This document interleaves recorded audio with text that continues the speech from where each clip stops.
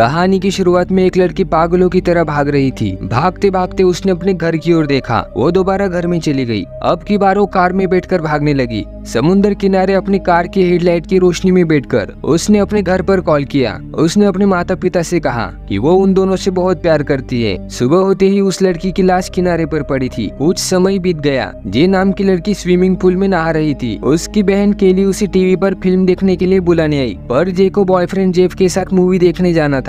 थोड़ी ही देर में जे घर में चली आई। यहाँ पर पॉल और लारा भी फिल्म देख रहे थे। थोड़े ही समय में जे तैयारी करके फिल्म देखने चली गई। टिकट की लंबी लाइन में जे और जेब बोर हो गए थे। अभी टाइम पास के लिए जे ने जेब को एक गेम खेलने का सुझाव दिया, जिसमें जेब को वहाँ मौजूद किसी भी इंसान को चुनना होगा जिसकी जिंदगी वो जीना चाहेगा, और जे को गेस करना होगा कि जेब ने किसे चुना है। खेल के मुताबिक जेब ने एक इंसान को चुना। जे अंदाजे से कोने में खड़े लड़के की ओर इशारा करते हुए बोली, जेब ने उस लड़के की जिंदगी चुनी होगी जो अपनी गर्लफ्रेंड के पास खड़ा है, पर जेफ ने एक छोटे बच्चे की जिंदगी चुनी थी क्योंकि वो जिंदगी टेंशन फ्री थी। अब बारी थी जे की। जेफ ने अंदाज लगाया कि उसने सिनेमा हॉल के एंट्री पर खड़ी पीली ड्रेस वाली लड़की को चुना होगा। जे ने पीछे मुड़कर देखा, पर वहाँ कोई नहीं था। पर जेफ का कहना था कि वो लड़की अभी भी वही खड़ी है, पर जे अपनी बात पर टिकी रही। जे की बातें सुनकर जेफ के चेहरे का रंग ही उड़ गया। वो तुरंत जे को लेकर वहाँ से बाहर निकला। जे को लगा शायद जेफ को उसकी एक्स गर्लफ्रेंड नजर आई होगी, इसीलिए वो पगला गया। पर जेफ ने इस बारे में कोई भी बात नहीं की।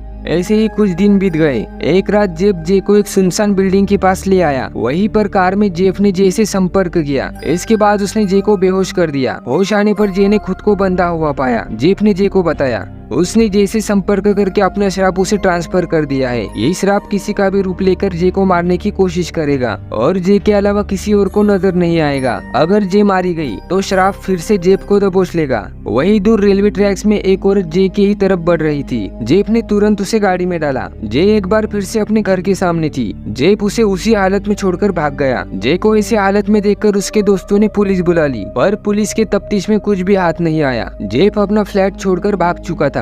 इस हादसे की वजह से जे को गहरा सदमा बैठा। एक दिन लेक्चर के दौरान उसे दूर एक बुढ़िया नजर आई जो देखने से ही मरीज लग रही थी। वो लोगों के बीच से गुजरती हुई सीधा जे की ओर ही बढ़ रही थी। जे को समझने में देरी नहीं लगी कि ये बुढ़िया वही श्राप है। वो भागकर अपनी बहन केली के पास चली गई। पॉल भी उसी शॉप में काम करता था। उन दोनों को लगा मेंटल ट्रॉमा की वजह से जे ऐसी बातें कर रही है, पर फिर भी उसकी तसल्ली के लिए पॉल रात को उसी के घर रुका। रात को जे और पॉल अपने बचपन की बातें कर रहे थे। दरअसल पॉल और जे बचपन के दोस्त थे। तभी कांच टूटने की आवाज आई। ये आवाज किचन की खिड़की टूटने से हुई थी, पर पॉल को वहाँ कोई नजर नहीं आया। पॉल पुलिस को कॉल करने ऊपर चला गया। किचन में जे को एक अजीब महिला दिखी जो जे की तरफ ही बढ़ रही थी। जे उससे जान बचाकर एक कमरे में छुप गई। उसकी आवाज सुनकर केली और पॉल भी वहाँ आ गए। वो दोनों जे को समझा ही रहे थे कि तभी किसी ने दरवाजा खटखटाया। केली ने दरवाजा खोला। उनके सामने यारा खड़ी थी। तभी एक फुल साइज आदमी यारा के आर पार होकर जे की तरफ ही बढ़ने लगा। उस सांड को देखकर जे की चीख ही निकल गई। वो तुरंत साइकिल से भागकर एक गार्डन में पहुंच गई। जे के पीछे पीछे उसके दोस्त भी आ गए। जे को सामने से कोई उसी की ओर आते दिखा। ये जे का पड़ोसी ग्रेग था जो ठरकी स्वभाव का था। इसी बहाने उसे जे के करीब रहने का मौका मिल गया था। सारा मामला सुलझाने के लिए वो जेब की खोज भी निकल पड़े। जेब का घर बड़ा ही अजीब था। घर की हालत देखकर ही पता लग रहा था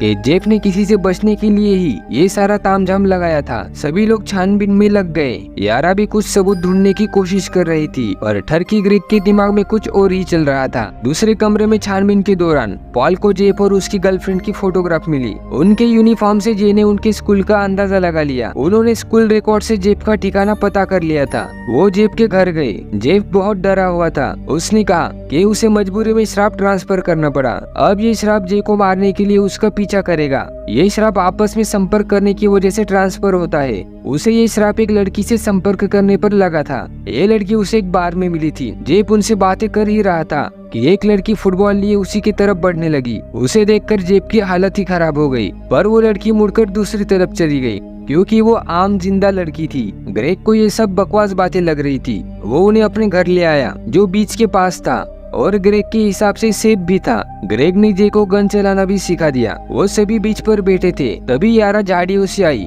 और जे की ओर बढ़ने लगी। पर यारा तो पानी में ट्यूब पर बैठी थी। यारा के रूप में आए श्राप ने जे के बाल हवा में उठाए। जे अपने आप को छुड़ाने के लिए झटपट आने लगी। पॉल ने अंधा जैसे श्राप पर हमला किया। श्राप ने एक ही चाटे में पॉल को हवा में उड़ा दिया। वो सब जान बचाने के लिए एक रूम में आ गए। जे ने गन से श्राप की खोपड़ी में गोली मार दी, पर उस श्राप को इससे कोई फर्क नहीं पड़ा। घबराई जे ने दरवाजा लॉक कर दिया, पर अगले ही पल उस श्राप ने दरवाजा तोड़ दिया। जे जैसे तैसे हिम्मत करके आगे बढ़ी ही थी कि एक भयानक बच्चा अंदर आ गया। जे वहाँ से बाहर निकलकर ग्रेग की कार लेकर भागने लगी। अब वो श्राप एक बच्ची के रूप में उसका पीछा करने लगा। जे फुल स्पीड में वहाँ से भाग रही थी, तभी रास्ते में एक कार अचानक से पीछे आई। उससे बचने के लिए जे ने कार खेतों में मोड़ दी। थोड़ी ही दूर जाकर गाड़ी बंद हो गई। अगले ही पल जे हॉस्पिटल में थी। जे किसी भी तरह से अपना श्राप किसी को ट्रांसफर करना चाहती थी। ऐसे में उसकी आंखों के सामने टर्की ग्रेग का चेहरा आया। उसने हॉस्पिटल में ही ग्रेग से संपर्क किया। ऐसा करते ही श्राप ग्रेग पर ट्रांसफर हो गया।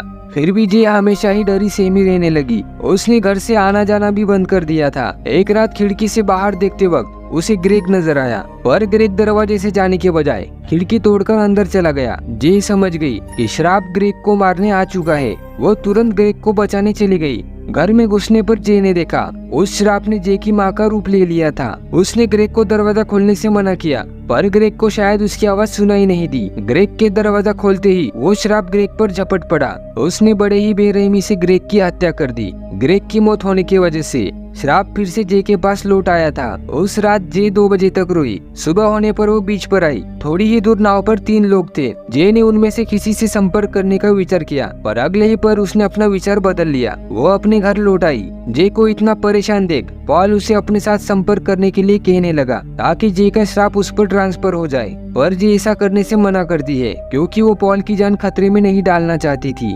पर पॉल ने ठान लिया था कि वो कैसे भी करके जे की जान बचा कर रहेगा। उसने बहुत सी इलेक्ट्रिक चीजें जमा की और अपने दोस्तों के साथ एक स्विमिंग पूल के पास चला गया। उन्होंने इलेक्ट्रिक चीजों की पिन सॉकेट में लगा दी। अब जे को पूल में उतरने को कहा गया। दरअसल वो श्राप को करंट देकर मारना चाहते थे। थोड़ी ही देर में वो श्राप जे के पिता के रूप में आया, पर श्राप में पानी में उतरा ही नहीं। उल्टा उसने जे पर भारी भरकम सामान फेंकना शुरू किया। जे के उंगली के दिशा में पॉल ने गोली चलाना शुरू कर दिया। बदकिस्मती से उसमें से एक गोली यारा के टांग में लग गई।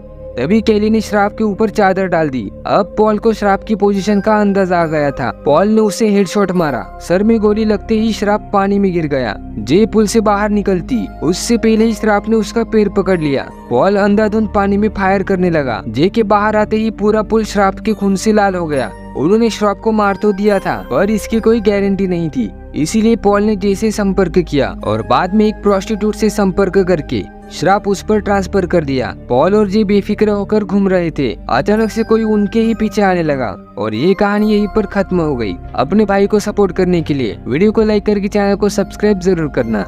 धन्यवाद।